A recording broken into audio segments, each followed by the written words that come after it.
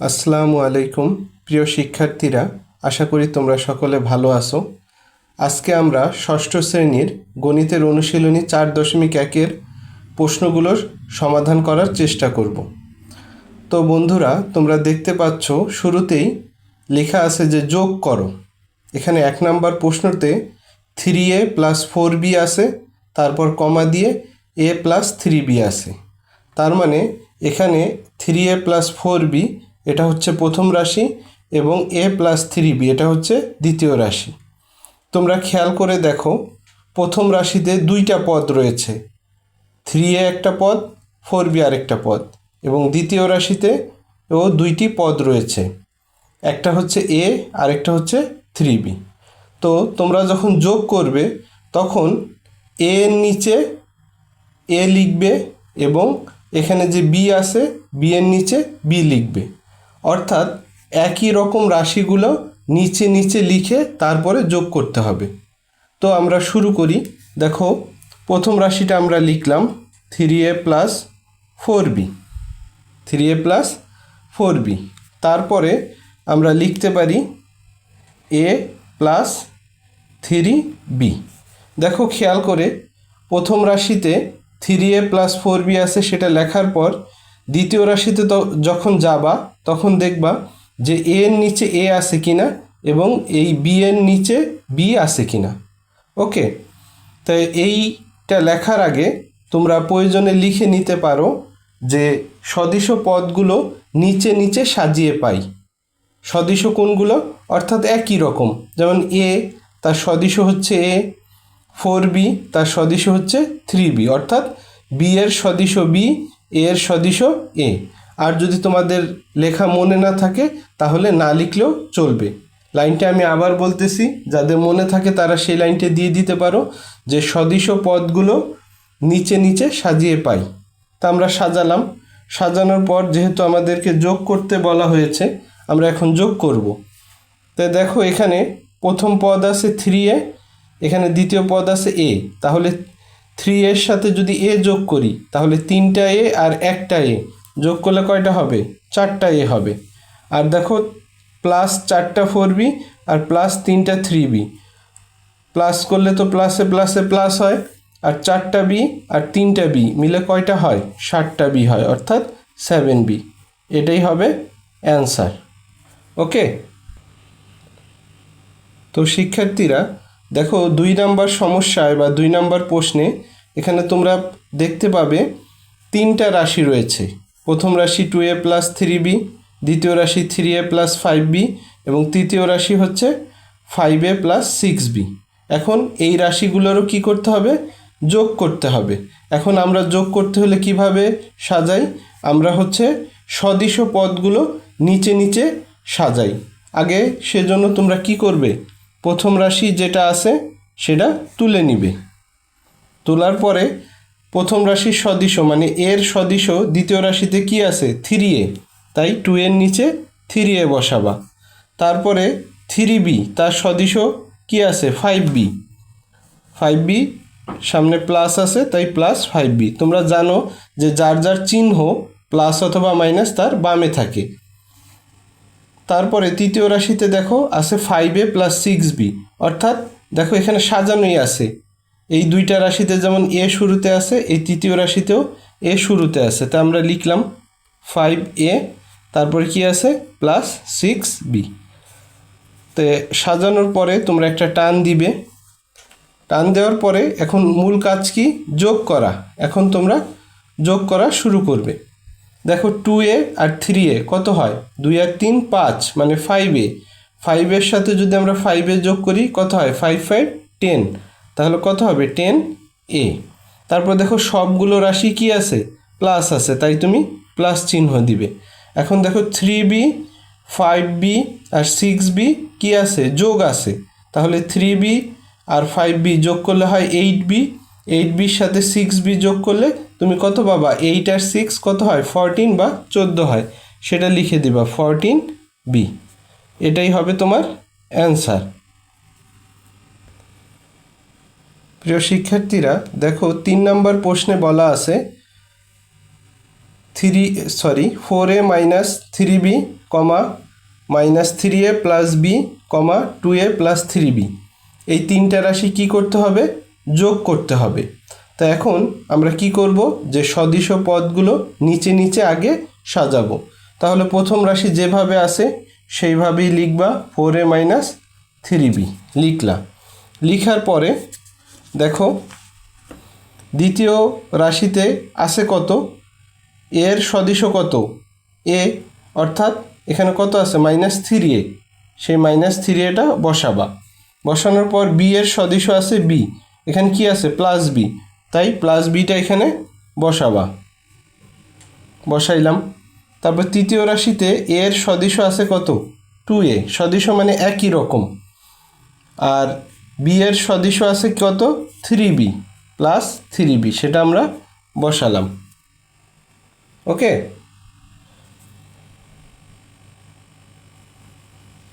এখন বসানোর পর আমরা যোগ করব। এখন দেখো যোগ করতে গেলে দুই ধরনের চিহ্ন এখানে তুমি দেখতে পাচ্ছ। 4a হচ্ছে প্লাস, 2a হচ্ছে প্লাস এবং 3a হচ্ছে মাইনাস। অনেকের প্রশ্ন হতে পারে যে কিভাবে বোঝা গেল যে 4a প্লাস 2a প্লাস? তোমরা জানো যে কোনো রাশি বা পদের পূর্বে অর্থাৎ আগে যদি কোনো চিহ্ন না থাকে তাহলে বুঝে নিতে হয় এটা প্লাস বা যোগ। যেমন 2a, এর সামনে কোনো চিহ্ন নাই, তার মানে এটা কি আছে? যোগ আকারে বা প্লাস আকারে আছে। আর যদি সেটা মাইনাস হয়, তার সামনে মাইনাস থাকে, তার মানে বোঝার সহজ উপায় হচ্ছে যে কোনো পদের আগে যদি কোনো চিহ্ন না থাকে তাহলে সেটা কি? প্লাস বা ধনাত্মক। তাহলে এইরকম যদি থাকে যে তুমি পেলা প্লাসেরও আছে মাইনাসেরও আছে, সেই ক্ষেত্রে কিভাবে যোগ করবা? সেই ক্ষেত্রে সহজ একটা উপায় হচ্ছে, যাদের সংখ্যা বেশি, দেখো এখানে প্লাস হচ্ছে 2টা, তার মানে প্লাসের সংখ্যা বেশি, আর মাইনাস হচ্ছে 1টা। তো যাদের সংখ্যা বেশি তাদের কাজটা আগে করবা। যদি এখানে 2টা মাইনাস থাকতো, যে 3aও মাইনাস 2aও মাইনাস, তাহলে মাইনাসের কাজটা আগে করতা। ঠিক আছে, তাহলে কি করবা? 4a প্লাস আছে, 2a প্লাস আছে, তাহলে 4a আর 2a কত হয়? 4 আর 2 হয় 6, মানে 6টা a বা 6a। সেখান থেকে বাদ যাবে কত? 3টা a, মানে মাইনাস 3a। তাই 6টা a বা 6 এর থেকে যদি 3a মাইনাস যায় তাহলে কত থাকে? 3a থাকে। ওকে, এখন তার পরের পদে দেখো এখানেও 2টা আছে প্লাস, একটা আছে মাইনাস, তাহলে প্লাসেরটা আগে আমরা করে নিই, যেহেতু প্লাসের সংখ্যা বেশি। তাহলে 3b আর b, মানে শুধু b মানে একটা b, তাই একটা b আর 3টা b মিলে কয়টা হয়? 4টা b হয়। তো 4টা b থেকে এখানে যাচ্ছে কত? 3টা b মাইনাস যাচ্ছে, তাহলে 4টা b থেকে 3টা b মাইনাস গেলে কয়টা b থাকবে? প্লাস একটা b থাকবে। এটাই অ্যান্সার। তোমরা প্রয়োজনে অ্যান্সারটা নির্ণয় যোগফল হিসেবেও লিখতে পারো, এভাবে লিখলেও হবে। শিক্ষার্থীরা, আমরা 4 নম্বর প্রশ্নে আরেকটা যোগ করব। এখানেও দেখো 3টা রাশি রয়েছে, তাহলে এই রাশিগুলোকে কি তাদের সদিশ পদ বা একই রকম পদগুলো নিচে নিচে বসিয়ে তারপরে কি করব? আমরা যোগ করব। তাহলে আমরা আগে প্রথম রাশিটা বসাই। আমরা প্রথম রাশিটা বসালাম। বসানোর পর দেখো দ্বিতীয় রাশিতে আসলে 3x আছে, তাহলে x এর সদিশ 3x। তারপরে মাইনাস 6y আছে, তাহলে 5y এর নিচে হবে মাইনাস 6y। আর z এর ক্ষেত্রে আছে প্লাস 7z, তাহলে বসালাম প্লাস 7z।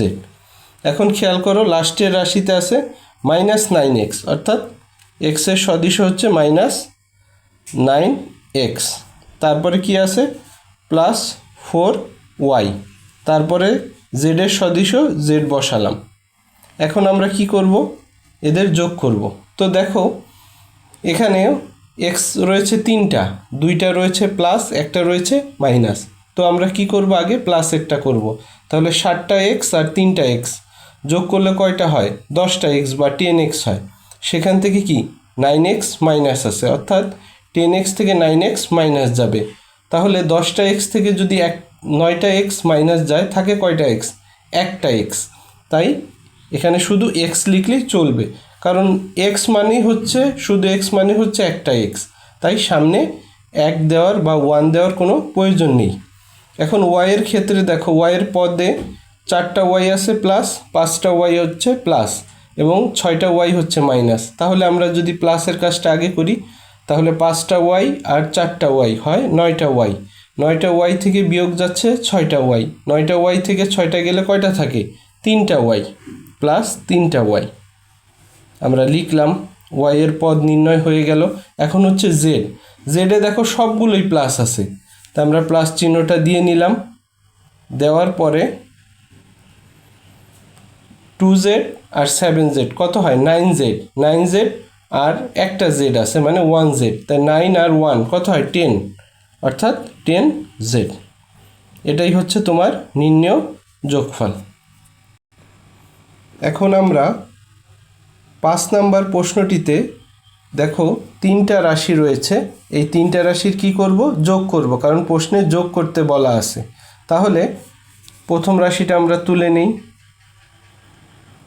তুললাম। প্রথম রাশিতে দেখো এক্স স্কোয়ার একটা পদ, এক্স ওয়াই একটা পদ আর জেড একটা পদ, 3টা পদ আছে। দ্বিতীয় রাশির দিকে একটু খেয়াল করো, এখানে এক্স স্কোয়ার পদ, তাহলে এই 3x স্কোয়ারটা বসবে এক্স স্কোয়ারের নিচে। তারপর আছে -2xy, অর্থাৎ এক্স ওয়াইয়ের বরাবর বসবে -2xy। আর জেডের ক্ষেত্রে আছে 3z, তাই জেডের নিচে বসবে 3z। এখন তৃতীয় রাশিতে আমরা চলে গেলাম। তৃতীয় রাশিতে দেখো দেওয়া আছে তোমার এক্স স্কোয়ারটা আছে হলো কত? 2x স্কোয়ার, আর এক্স ওয়াইয়ের পদ হচ্ছে 7xy।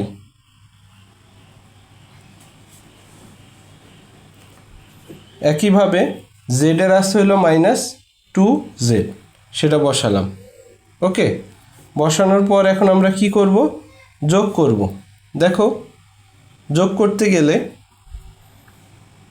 এক্স স্কোয়ারে দেখো সবগুলাই যোগ আছে মানে প্লাস আছে, তাই এখানে মাইনাসের কোনো প্রয়োজন নাই। তাই একটা এক্স স্কোয়ার আর 3টা এক্স স্কোয়ার কয়টা হয়? 4টা এক্স স্কোয়ার। তার সাথে 2টা এক্স স্কোয়ার যোগ করলে কত হবে? 6টা এক্স স্কোয়ার মানে 6x স্কোয়ার। আর এক্স ওয়াইয়ের ক্ষেত্রে দেখো 2টা আছে প্লাস, একটা হচ্ছে মাইনাস, তাহলে একটা এক্স ওয়াই আর 7টা এক্স ওয়াই, অর্থাৎ 1xy আর 7xy যোগ করলে হয় 8xy। 8xy থেকে মাইনাস আছে কত? 2xy। তাহলে 8xy থেকে যদি 2xy মাইনাস যায় তাহলে থাকে কয়টা? থাকে হচ্ছে হইল 6টা xy প্লাস 6xy, অর্থাৎ 8টা xy থেকে 2টা xy মাইনাস গেলে থাকে 6টা xy। এখন জেডের ক্ষেত্রে দেখো জেড একটা প্লাস 3টা প্লাস, তাহলে কয়টা হয়? একটা আর 3টা 4টা জেড হয়, সেখান থেকে 2টা জেড মাইনাস যাবে, তাই 4টা জেড থেকে যদি 2টা জেড যায় তাহলে থাকে কি? 2টা জেড। এটাই হচ্ছে নির্ণেয় যোগফল। ওকে, তো প্রিয় শিক্ষার্থীরা, তোমরা 6 নম্বর প্রশ্নটির দিকে দেখো, এখানেও 3টি রাশি রয়েছে। এটা প্রথম রাশি, এটা দ্বিতীয় রাশি, এটা তৃতীয় রাশি। তাহলে আমরা যেহেতু এখানেও যোগ করব, তাই আমরা কি করব? সেখানে সাজিয়ে নিব। প্রথম রাশিটাকে আমরা লিখতেছি। প্রথম রাশিটা আমরা লিখলাম। লিখার পরে তোমরা দেখো দ্বিতীয় রাশিতে কিন্তু মাত্র 2টা পদ, প্রথম রাশিতে কিন্তু 3টা পদ ছিল। যেহেতু এখানে একটা পদ কম, তো কোনো সমস্যা নাই। যেই রাশির সাথে মিলে যায়, অর্থাৎ যেই পদের সাথে মিলে যায় সেই পদের নিচে সেই পদটা লিখবা। যেমন প্রথম পদ আছে পি স্কোয়ার, তাহলে এই 4p স্কোয়ারের নিচে বসে যাবে পি স্কোয়ার। তারপরেরটা আছে হলো +3r স্কোয়ার, তাহলে 3r স্কোয়ার যেটা সেটা কি? আর এর সাথে সদৃশ বা মিলে যায়, তাই এই 3r স্কোয়ারটাকে তুমি কি কোথায় বসাবা? সেটাকে আর স্কোয়ারের নিচে বসাবা। বসালা 3r স্কোয়ার, আর 3r স্কোয়ারের সামনে প্লাস আছে তাই প্লাস চিহ্ন দিলাম। তো তাই দেখো খেয়াল করে, প্রথম রাশিতে কিন্তু 7q স্কোয়ার পদটি ছিল, কিন্তু দ্বিতীয় রাশিতে কিউ স্কোয়ারের কোনো পদ নাই, তাই এই বরাবর কোনো কিছু আমরা বসাই নেই। আছে পি স্কোয়ারের পদ এবং আর স্কোয়ারের পদ, তাই পি স্কোয়ারের পদ এবং আর স্কোয়ারের পদ বসিয়েছি। এখন তৃতীয় রাশিতে দেখো শুরুতে আছে কি? 8q স্কোয়ার, 8q স্কোয়ার, তাহলে 8q স্কোয়ার অর্থাৎ কিউ স্কোয়ারের সদৃশ কোনটা? কিউ স্কোয়ার, তাহলে এই বরাবর তুমি 8q স্কোয়ার বসাবা। আর 8q স্কোয়ারের সামনে তো কোনো চিহ্ন দেখা যাচ্ছে না, তার মানে সেটা কি? প্লাস, সেটা কি হবে? প্লাস হবে। তোমরা জানো যে সামনে কোনো চিহ্ন না থাকলে সেটা কি হয়? প্লাস হয়। আর দেখো তারপরে আসলে -7p², অর্থাৎ p² পদ। তো p² সদৃশ কি? এই লাইনটা। তাই এই লাইনে p² লাইনে বসবে হলো -7p²। ওকে, এবং লাস্টে আসে হলো -r², অর্থাৎ r² সদৃশ কি? এই -r², তাই r² নিচে -r² বসবে। ওকে, দেখো আবার রিপিট করতেছি। এই রাশিটা শুরুতে ছিল 8q²। তো 8q² আমরা দেখলাম প্রথমে তো p², তারপরে আছে q², তাই এই বরাবর +8q² বসালাম, কারণ 8q² সামনে কোনো চিহ্ন নাই, তার মানে সেটা প্লাস। আর তারপরে আছে হলো -7p², অর্থাৎ কি? এটা p² পদ। তো p² পদ কি? শুরুতে, তাই শুরুতে দিলাম -7p²। আর লাস্টে আছে হলো -r², এবং r² পদ কি? এই বরাবর, তাই সেই বরাবর -r² বসালাম। এখন আমরা একটা টান দিব, টান দিয়ে এটার যোগফল নির্ণয় করব। তো দেখো এখানে দুইটা প্লাস আছে আর একটা মাইনাস আছে, তো আমরা প্লাসের কাজটা আগে করি। তো 4p² আর 1p², প্লাস করলে কত হয়? 5p² হয়। আমরা দেখো সাইডে লিখে দিচ্ছি, কত হয়? 5p²। সেখান থেকে বাদ যাচ্ছে 7p²। দেখো 5p² থেকে 7p² বাদ যাচ্ছে। তোমরা মনে রাখবা, দেখো এখানে 5 হচ্ছে ছোট সংখ্যা এবং 7 হচ্ছে বড় সংখ্যা। আমরা সাধারণত কি করি? বড় সংখ্যা থেকে ছোট সংখ্যা বাদ দিই। যেমন 4 থেকে 3 বাদ দিলে 1, 2 থেকে 1 বাদ দিলে 1, বা 8 থেকে 3 বাদ দিলে 5, এরকম থাকে। কিন্তু আমরা যদি উল্টা বিয়োগ করি, যেমন 3 থেকে 7 বিয়োগ দেই বা 2 থেকে 4 বিয়োগ দেই, তখন সেই ক্ষেত্রে বিয়োগফলটা আসবে মাইনাস। তাহলে বিয়োগফলটা মাইনাস কখন আসবে? যখন ছোট সংখ্যা থেকে তার বড় সংখ্যা বিয়োগ দেওয়া হবে, অর্থাৎ 5 ছোট এবং 7 কি? এখানে বড়। তুমি 5টা p² থেকে যখন 7টা p² বাদ দিবা, তখন কি? উল্টা হওয়ার কারণে কি দিবা? মাইনাস, কারণ ছোটটার থেকে বড়টা বিয়োগ গেলে শুরুতে আগে কি দিতে হয়? মাইনাস। আর বিয়োগফলটা কত হয়? 7 আর 5-এর বিয়োগফল হচ্ছে 2টা, অর্থাৎ 2টা p²। তাহলে এখানে হবে -2p²। এখন q² দেখো দুইটাই প্লাস, তাই কোনো সমস্যা নাই, প্লাস বসাই দিবা। 7q² আর 8q² যোগ করলে হয় 15q², মানে 15q²। আর r² ক্ষেত্রে দেখো 3টা পদ আছে, 3টার মধ্যে 2টা আছে প্লাস, একটা আছে মাইনাস। তাহলে প্লাসের কাজটা আগে আমরা করি। 4r² আর 3r² যোগ করলে হয় হচ্ছে কত? 7r²। সেখান থেকে বাদ দিবা হচ্ছে একটা r²। তাহলে 7r² থেকে যদি 1r² বাদ যায়, তাহলে থাকে কি? 6r²। এটাই হচ্ছে আমাদের নির্ণেয় যোগফল। এখন আমরা 7 নম্বর প্রশ্নটির 3টা রাশির যোগফল নির্ণয় করব। দেখো প্রথম রাশি দেওয়া আছে, দ্বিতীয় রাশিও আছে, তৃতীয় রাশি আছে। তাহলে আমরা সাজিয়ে নেই। প্রথম রাশিটা লিখলাম, তারপরে দ্বিতীয় রাশি শুরুতে দেখো আছে -5b। তাহলে b এর সদৃশ কোনটা? এই 2bর নিচে চলে যাবে -5b। তারপরে আসে হলো +4a, তাহলে এর সদৃশ বা একই রকম পদ কোনটা? এইটা। তাহলে 4 এটা এই 3 এর নিচে চলে আসবে। তারপরে 3c, তাহলে c এর সদৃশ হচ্ছে হলো এই জায়গায়, তাই +3c। অনেকের প্রশ্ন হতে পারে যে 4 এর সামনে মাইনাস ছিল, কিন্তু এখানে আমরা মাইনাসটা দিলাম না কেন? তোমরা মনে রাখবা, একদম শুরুতে যেই পদ বা রাশিটা থাকবে তার শুরুতে কোনো প্লাস চিহ্ন থাকলে দেওয়ার প্রয়োজন হয় না, মাইনাস থাকলে অবশ্যই দিতে হবে, কারণ চিহ্ন না থাকলে আমরা ধরে নিব কি সেটা প্লাসই আছে। ওকে, তারপরে তৃতীয় রাশিটা দেখো শুরুতে আসে হলো 8b, তাহলে b এর সদৃশ হচ্ছে এই জায়গায় 8b বসালাম। 8bর সামনে যেহেতু এটা মাঝখানে বসছে, তাই চিহ্ন অবশ্যই দিতে হবে। শুরুতে হইলে প্লাস হলে চিহ্ন দিতাম না, কিন্তু মাইনাস হলে চিহ্ন দিতে হয়। তাহলে 8bর চিহ্ন কি? প্লাস, আমরা সেটা এখানে দিলাম। তারপর -6a, অর্থাৎ এর সদৃশ হচ্ছে এই বরাবর, তাহলে 6a, এবং তার যেহেতু সামনে মাইনাস অবশ্যই দিতে হবে। এবং লাস্টে যেটা আছে সেটা হচ্ছিল +4c, অর্থাৎ সি এর সদিশ +4c। তো রাশিগুলো আমাদের সদিশভাবে তোলা হলো। তোলার পর এখন আমরা যোগফল নির্ণয়ের জন্য যোগ করব। তো আসো, এখানে আছে দুইটা প্লাস আর একটা হচ্ছে মাইনাস, তাহলে 3a আর 4a প্লাস করলে কত হবে 7a। 7-এর থেকে যদি 6-এ চলে যায় তাহলে শুধু একটাই, তোমরা জানো একটা হলে সামনে 1 দেওয়ার প্রয়োজন হয় না। এখানেও দেখো দুইটা প্লাস আছে একটা মাইনাস আছে, তাহলে 2b আর 8b প্লাস আছে, প্লাস করলে হয় 2b আর 8b। 10b, 10b থেকে 5b কি যাবে মাইনাস, তাই 10b থেকে 5b মাইনাস গেলে থাকবে কত 5b। আর এখানেও দেখো দুইটা প্লাস একটা মাইনাস, তাই সেই ক্ষেত্রে 4c আর 3c প্লাস যোগ করলে কত হয় 7c। 7c থেকে 6c গেলে একটা c থাকে, মানে শুধু c লিখলেই হবে। এটাই হচ্ছে নির্ণেয় যোগফল। প্রিয় শিক্ষার্থীরা, আমরা এখন 8 নম্বর প্রশ্নের সমাধান করব।